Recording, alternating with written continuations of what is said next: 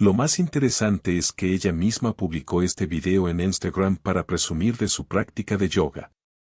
Solo quería darle a me gusta y escribir un comentario. Estuve casado durante 8 años con Verónica Cabrera, profesora de primaria. Ella publicaba constantemente historias etiquetando al instructor Luis Ortega. Era casi medianoche y, de repente, apareció un mensaje en la televisión desde su cuenta compartida, porque lo teníamos todo sincronizado. Una nueva historia en su perfil de Edry Studio, una frase típica de ella.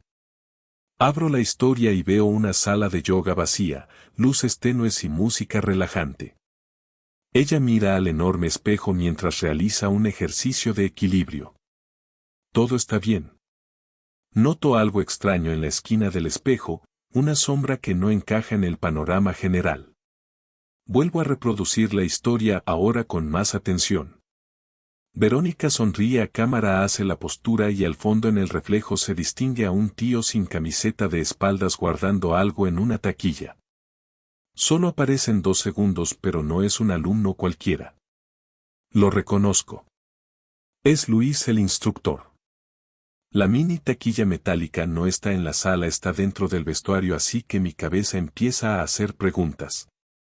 ¿Por qué se ve el vestuario desde el espejo de la sala? ¿Por qué Verónica está sola con él a esas horas si su clase grupal acababa a las 9 y ya son las 11 y pico? Ahí viene el primer golpe serio. Me fijo en la hora de publicación. Historia subida hace 20 minutos.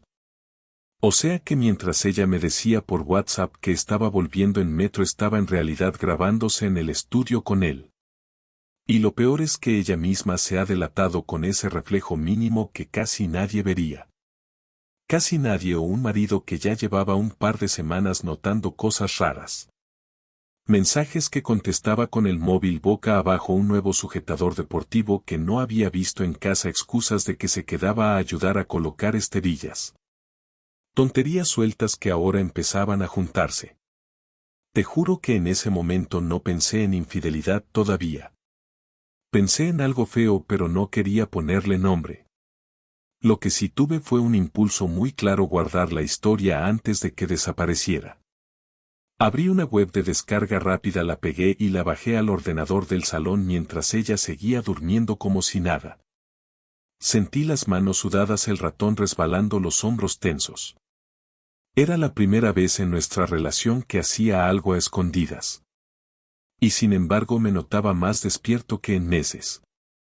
La segunda mini hostia llegó cuando entré en su perfil y vi que tenía una lista nueva de historias destacadas llamada Mi Práctica, con un icono de corazón naranja. Dentro solo había 3 vídeos y en los 3 aparecía Luis de algún modo, aunque ella hiciera ver que era pura casualidad. En uno le sujeta la cadera para corregirle la postura, en otro se ríe detrás mientras ella habla a cámara. No eran pruebas claras, pero el cuerpo ya me iba por delante. Notaba una presión en el pecho y una mezcla de rabia y miedo que me subía por la garganta. Pensé en despertarla en ese momento y pedirle que me explicara por qué había mentido con la hora, por qué ese tío estaba medio desnudo en el reflejo. Pero algo me dijo que si la enfrentaba solo con eso me lo daría la vuelta. Me llamaría paranoico y quizá yo mismo acabaría dudando de lo que había visto. No quería pasar por loco. Necesitaba algo que no pudiera negar. Algo que me dejara a mí tranquilo aunque me rompiera por dentro. Apagué la tele del salón, volví a la cama y me tumbé de espaldas mirando al techo. Escuchaba su respiración tranquila y me fijaba en detalles absurdos como el ruido del frigorífico desde la cocina o una moto lejana en la calle. Intentaba encontrar una excusa razonable para lo del video y no la encontraba. Al final me giré hacia la mesilla, cogí de nuevo el móvil y abrí la galería donde ya estaba guardado el archivo que no tendría que haber existido en mi vida de marido normal. Respiré hondo, pasé el dedo sobre la pantalla para ampliar el reflejo del espejo y ahí fue cuando empecé de verdad a ver cosas que ojalá no hubiera visto. Cuando amplié el video hasta casi pixelarlo, la ilusión de que todo fuese un malentendido se hizo polvo sin hacer ruido. En el borde del espejo no solo se veía el torso desnudo de Luis, se veía claramente la mano de Verónica apoyada en su cintura mientras él se agacha a coger algo del suelo. Un contacto que no tiene nada que ver con corregir una postura. No sonaba la música típica de clase, más bien se escuchaba una risa breve suya, una de esas carcajadas que ya casi no gastaba en casa. Rebobiné el video una y otra vez hasta que tuve el gesto memorizado. La mano en su cintura, su cabeza inclinada hacia él, la camiseta de ella algo levantada al moverse. Sentí un pinchazo físico en el estómago que me hizo doblarme un poco sobre la cama. No es una forma de hablar, es literal. Me llevé la mano al abdomen como si me hubieran dado un golpe y noté la mandíbula tan apretada que me crujieron los dientes. Me salió solo un pensamiento muy claro: se me están riendo en la cara. Lo siguiente fue automático, modo informático.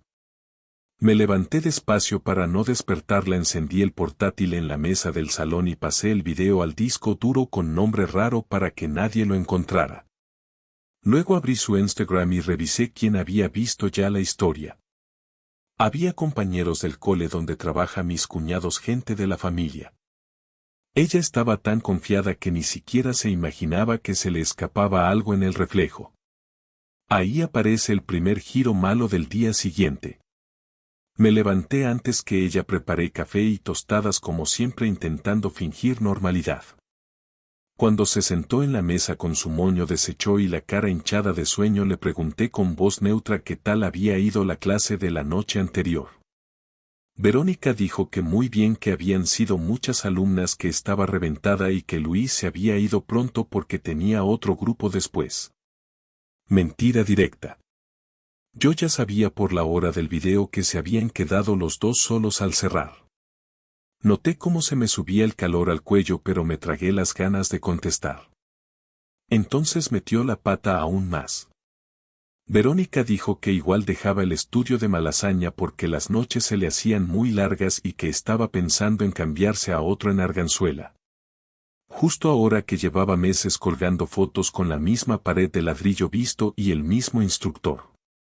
Sonaba a maniobra para alejarse de un problema que solo ella conocía. Tomé aire y le solté la primera pequeña prueba. Adrián, dije, he visto tu historia anoche. Ella sonrió sin sospechar nada y dijo que qué tal si se veía bien la postura. No le mencioné el reflejo.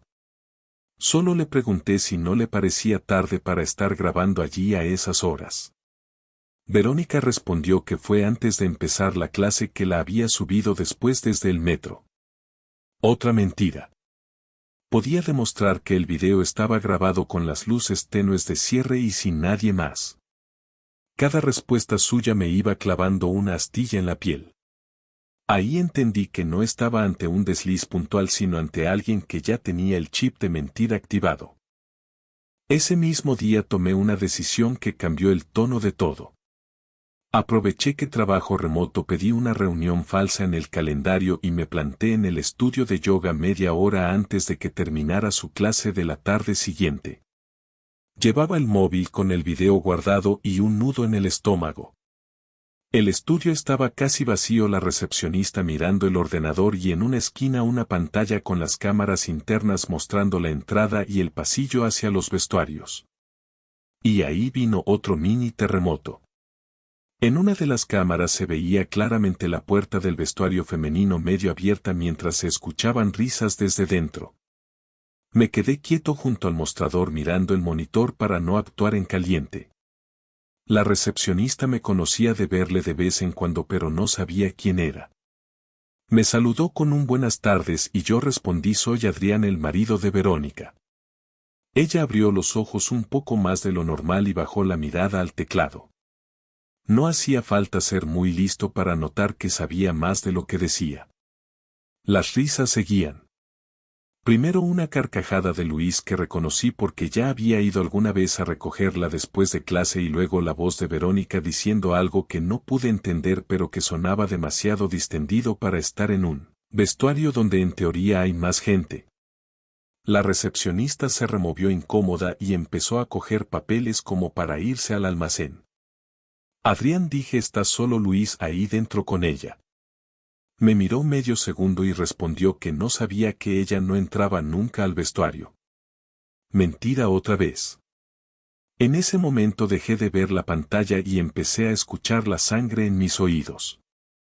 Caminé por el pasillo hacia la puerta blanca del vestuario femenino, cada paso me pesaba más que el anterior. Dudé un segundo porque sí es raro que un hombre entre ahí, pero la situación había cruzado ya todas las líneas. Toqué una vez. No contestó nadie, aunque dentro el murmullo se cortó en seco. Toqué otra vez más fuerte. Silencio absoluto. La sensación en el cuerpo era rara. No era solo rabia, era como una mezcla de vértigo y lucidez brutal. Notaba las manos temblando, pero al mismo tiempo una frialdad muy rara en la cabeza. Sin pensarlo más empujé la puerta del vestuario y la abrí de golpe justo en el momento en que se escuchaba la voz de Verónica diciendo algo que no estaba preparada para que yo oyera. Lo que vi al abrir la puerta del vestuario me quitó cualquier margen para la duda. Verónica estaba apoyada contra la fila de taquillas con la camiseta de tirantes recogida un poco y Luis Ortega delante de ella todavía abrochándose el pantalón de chándal.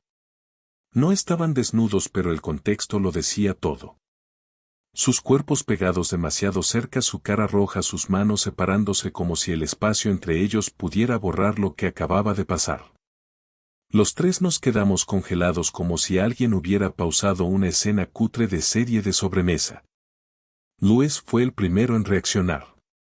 Luis dijo: perdona, tío, no sabíamos que había nadie. Tío. Ni siquiera tuvo la dignidad de llamarme por mi nombre. Me miró con una seguridad chulesca que me hizo hervir por dentro. Verónica en cambio se quedó blanca. Verónica, dijo Adri, ¿qué haces aquí?, con una voz más aguda de lo normal. No contesté al principio, solo miré alrededor buscando señales de que hubiera más gente allí dentro. No las había. Solo 2 esterillas tiradas en el suelo y una toalla húmeda en un banco. Adrián, dije muy despacio, vengo a recoger a mi mujer que me dijo que salía tarde de clase. Ella empezó a recolocarse la camiseta sin mirarme a los ojos. Verónica dijo: no ha pasado nada, estábamos hablando, solo hablando. Luis asintió como un loro detrás. La escena era tan ridícula que casi me reí, pero lo que me salió fue un temblor en las manos.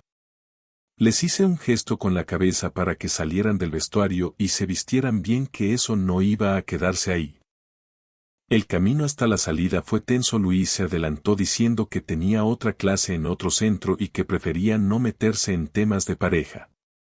Al pasar por recepción le clavé la mirada y le solté la primera frase que me salió. Adrián, dije, si vuelves a tocar a mi mujer tendremos un problema bastante serio. Lo dije bajito sin gritar, pero él entendió porque tragó saliva y se fue rápido sin despedirse. La recepcionista fingía ordenar folletos, pero estaba pendiente de todo. Con Verónica el primer choque duro vino en la calle. Caminamos en silencio hasta una esquina sin gente y ahí le pedí que me mirara. No lo hacía. Tenía la vista clavada en el suelo como una niña a la que han pillado copiando en un examen, pero esto no era un examen, era nuestro matrimonio. Adrián, dije, quiero que me digas la verdad entera ya. Verónica respiró hondo y dijo que estaba confundida, que solo había sido un calentón, que no significaba nada. Me apoyé en la pared porque sentí un mareo leve. Mis piernas seguían firmes, pero notaba la cabeza ligera como si me faltara oxígeno. Le recordé la historia del espejo. Le conté que tenía el video guardado, que había visto la mano en la cintura, que sabía que no era la primera vez que se quedaban solos. Ahí se derrumbó un poco. Verónica dijo que llevaban unas semanas tonteando después de clase, que un día se habían besado y que desde entonces habían repetido alguna vez, pero que no habían ido más allá. Lo decía con esa forma calculada de escoger palabras que usas cuando quieres minimizar lo que has hecho. Mini revelación importante llegó en ese momento. Cuando le pregunté desde cuándo exactamente, noté un titubeo raro. Verónica dijo que desde hacía un mes, justo desde que volvió del retiro de yoga de fin de semana en Valencia. Ese retiro que me vendió como un viaje espiritual para encontrarse consigo misma mientras yo me quedaba en Madrid pintando el salón. Y de repente esa pieza encajó con todo lo demás. No eran solo besos en un vestuario. Era un proceso. Un proyecto paralelo de vida sin mí. Ahí me puse práctico. Adrián, dije, ¿le has contado a Luis que estamos intentando tener un hijo? Se quedó muda. Llevábamos 6 meses con pruebas de fertilidad, 2 visitas a la clínica Ruber y una medicación hormonal que la tenía de mal humor día sí día también. Yo estaba aguantando el chaparrón porque quería formar una familia con ella y ahora descubrí que en medio de todo eso tenía tiempo y energía para aliarse con el instructor. No respondió a mi pregunta. Solo se le llenaron los ojos de lágrimas y dijo que no sabía qué le pasaba, que se sentía vacía, que yo estaba distante por el trabajo. Ahí salió otro dato que me clavó. Entre excusa y excusa se le escapó mencionar mensajes de madrugada. Adrián dijo que mensajes. Verónica intentó rectificar, pero ya era tarde. Tirando del hilo supe que no solo se veían allí, que hablaban por WhatsApp a todas horas, que tenían un chat archivado que ella borraba cada pocos días, que se mandaban fotos de postureos de yoga y bromas privadas. En mi cabeza fue el punto exacto en el que dejé de pensar en error y empecé a pensar en relación. Volvimos a casa en metro sin tocarnos. Ella miraba por la ventana negra del túnel, yo miraba su reflejo en el cristal recordando la mano en el costado de Luis. Al llegar al portal, Verónica dijo que necesitaba ducharse y que luego hablaríamos con calma. Yo asentí porque tampoco me fiaba de mí mismo para no explotar. Me encerré en el despacho, abrí el portátil y descargué las copias del video en un pendrive y en la nube. Tenía que protegerme. Tenía claro que si algo había aprendido viendo historias de otras personas en internet era que sin pruebas puedes acabar siendo el malo incluso cuando te han destrozado. Mientras oía el agua de la ducha caer, empecé a revisar extractos de la cuenta conjunta. Pagos en el estudio de yoga más altos de lo normal, cena cerca de Malasaña en días en que ella decía que iba directa a casa. Cada movimiento era una bofetada silenciosa. Entendí que lo que había pasado en el vestuario no era un accidente aislado.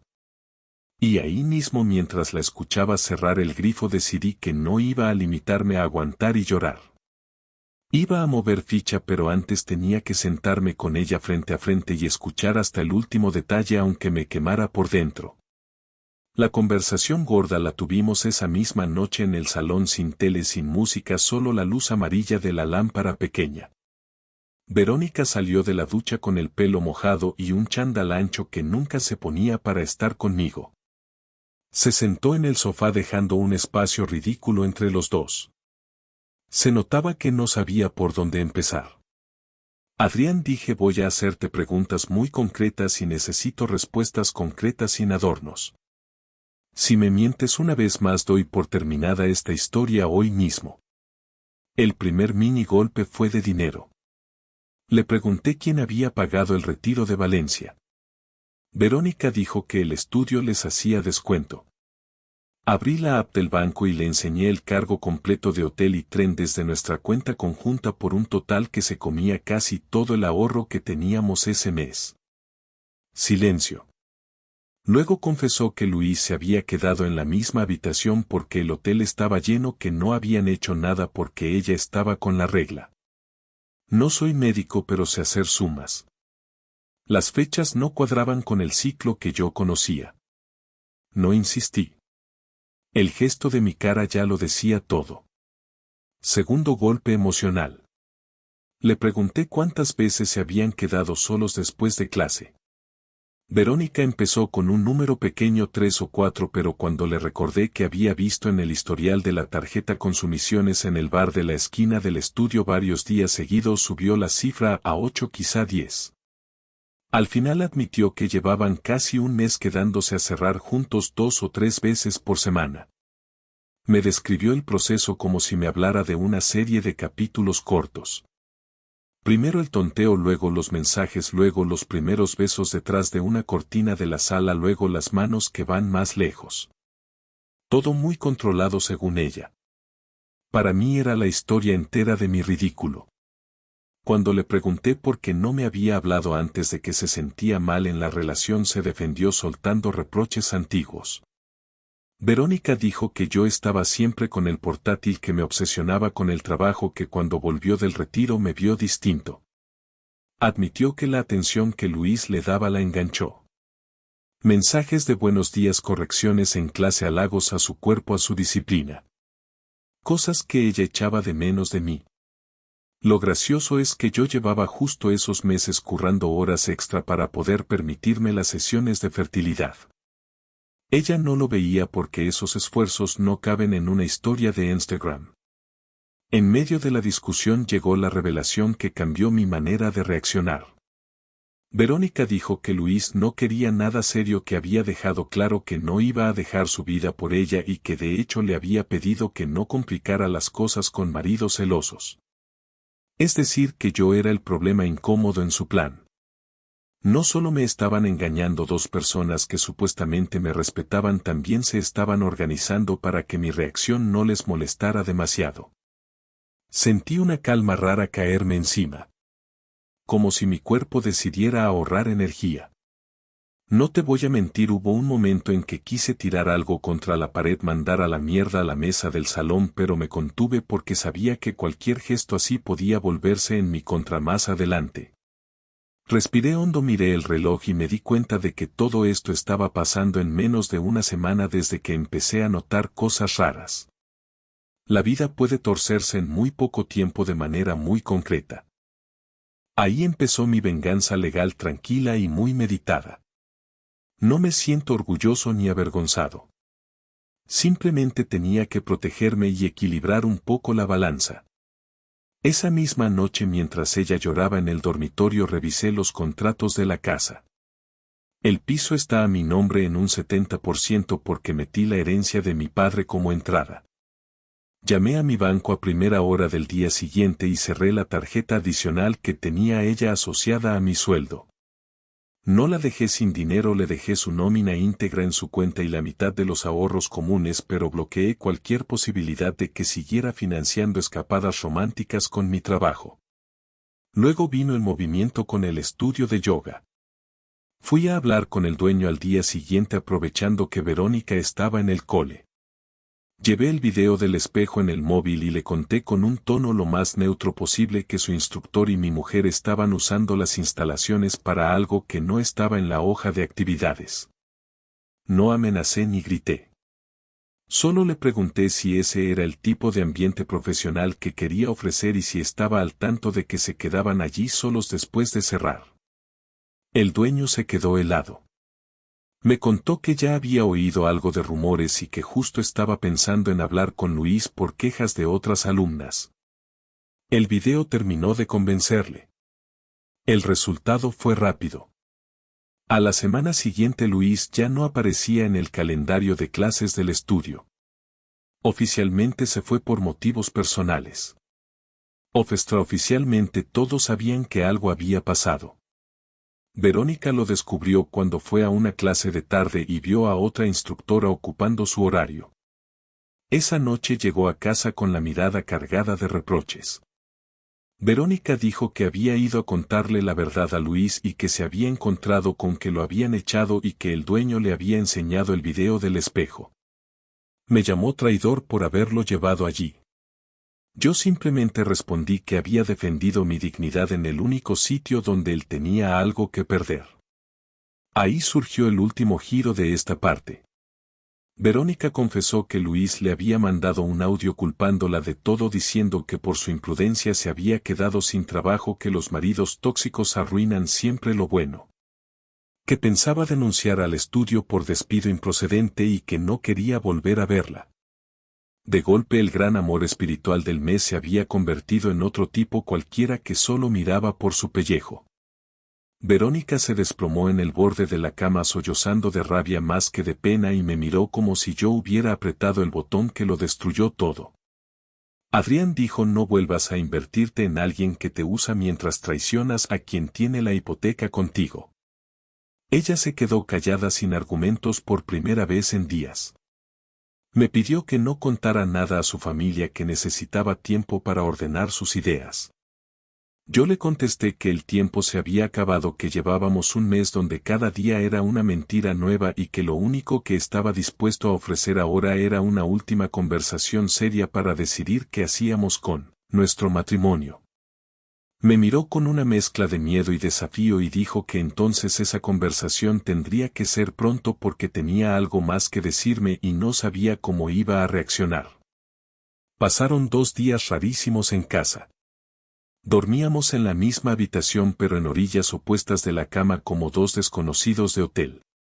Yo iba al coworking en vez de trabajar en casa para no verla durante el día y aprovechaba para pensar con calma. Me fijaba en cosas pequeñas que nunca había mirado. El hueco vacío de su esterilla en el recibidor, la ausencia de sus stories de yoga, el silencio de nuestro chat de pareja que antes estaba lleno de memes tontos. El cuerpo se me había quedado rígido, dormía poco y comía por obligación, pero al mismo tiempo sentía una claridad extraña a la hora de tomar decisiones. Quedamos en hablar un domingo por la tarde sin prisa. Ella propuso ir a un parque, yo preferí quedarnos en casa donde tenía mis papeles, el contrato del piso y los extractos de la cuenta. Preparé la mesa del comedor con 2 vasos de agua, la carpeta con documentos y el pendrive del video que ya casi ni quería mirar pero que seguía siendo mi seguro. Cuando se sentó frente a mí vi que había adelgazado en una semana. Ojeras marcadas, pelo recogido deprisa, nada que ver con la chica de las fotos de yoga sonriente. Empecé yo porque si la dejaba hablar primero se iba a perder en emociones y yo necesitaba estructura.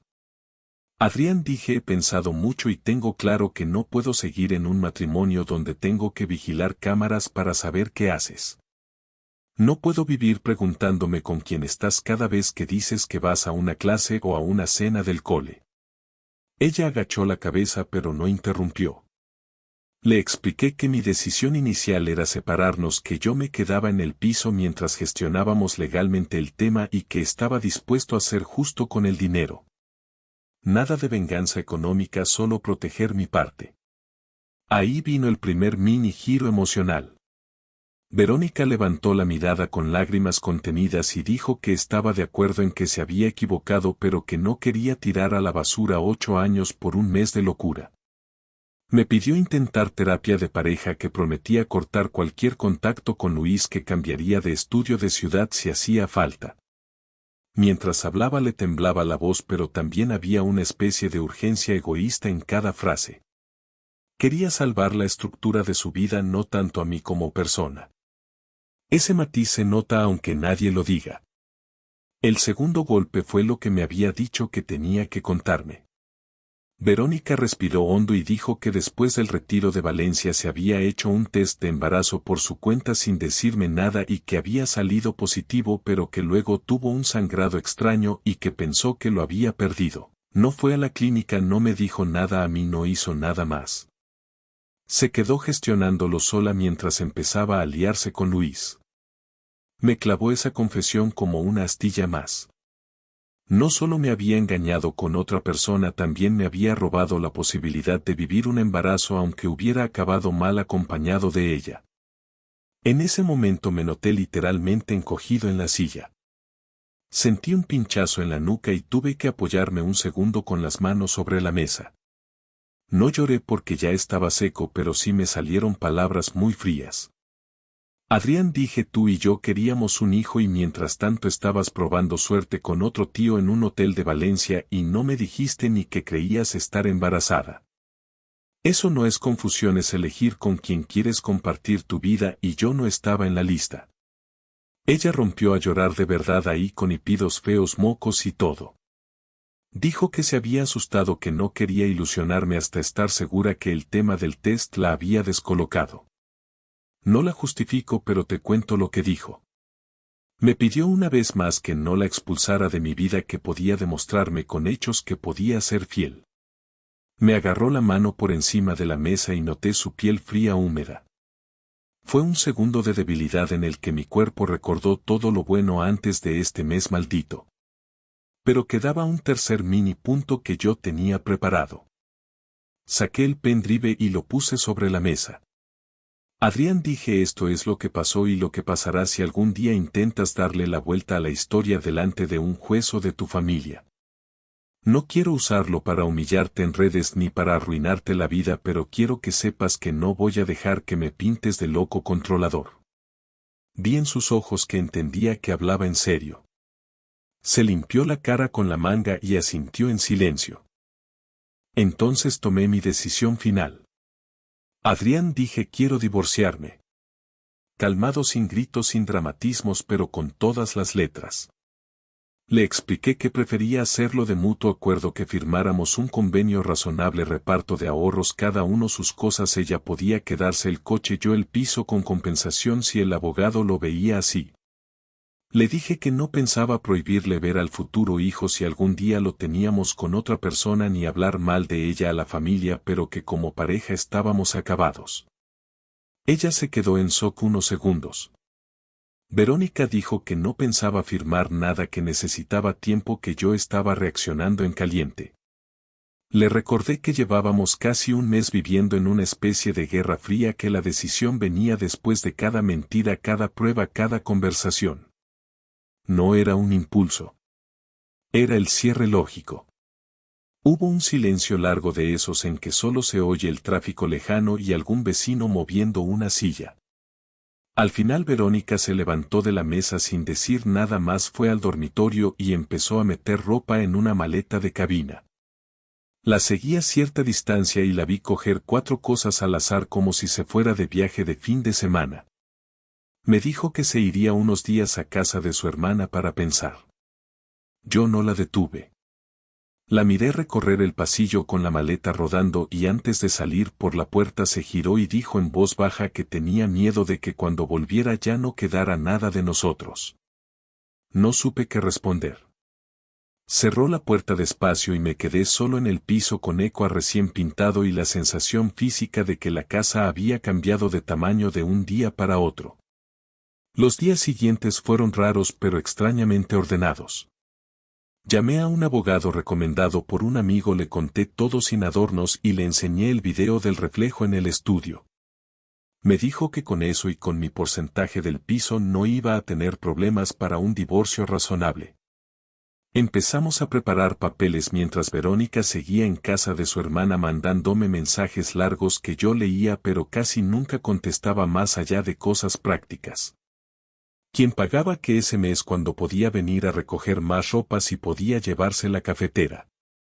Detalles mundanos que marcaban que el matrimonio ya no era un nosotros sino una logística. Un sábado volví al estudio de yoga por primera vez desde todo el lío.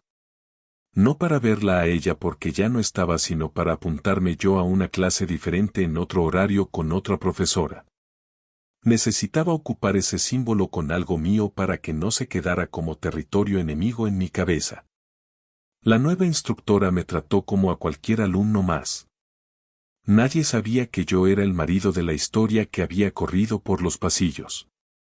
Hice posturas torpes, sentí el cuerpo rígido, pero también cierta liberación física. Había espacio para mí más allá de ser el tipo al que le engañaron. Con el tiempo corto de ese mes fui organizando mi vida nueva en cosas pequeñas. Cambié la cama de posición en el dormitorio para no seguir viendo el mismo ángulo cada noche. Saqué del salón las fotos de la boda y las guardé en una caja que dejé en el trastero a la espera de decidir qué hacer con ellas cuando el enfado se me pasara un poco. Empecé a quedar más con amigos que tenía medio abandonados por la rutina de pareja. No les conté todos los detalles, solo lo suficiente para que entendieran que no me apetecía hablar de vacaciones en pareja ni de hipotecas compartidas. De Verónica sé lo justo. Volvió una tarde con su hermana para recoger el resto de sus cosas. Teníamos ya el borrador del convenio de divorcio encima de la mesa. Lo leyó en silencio, hizo un par de comentarios menores y al final firmó con mano temblorosa. No hubo escenas. No hubo gritos. Solo un intercambio de bolígrafos y miradas cansadas.